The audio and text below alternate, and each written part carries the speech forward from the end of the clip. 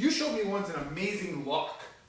An amazing, like if I try to grab you, you did something to my... Yeah, ow, yes. Can you show that just as a bonus to the students? Because, bonus? Yeah, like, hey, give me your money. Yeah. How does that work? How do you do that?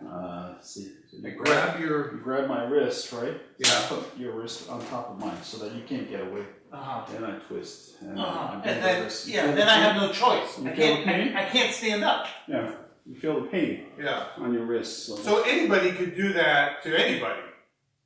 You need some training and practice on it, yeah. But if you're a small person and a big person grabs you, you're basically getting their weak spot. I would still recommend hitting the eyes, the throat, the groin, the knee, the shin. Those are better. Better targets. Right? Yeah. Because nobody just grabs you like that unless they're very foolish. Yeah. Right? Yeah. Right.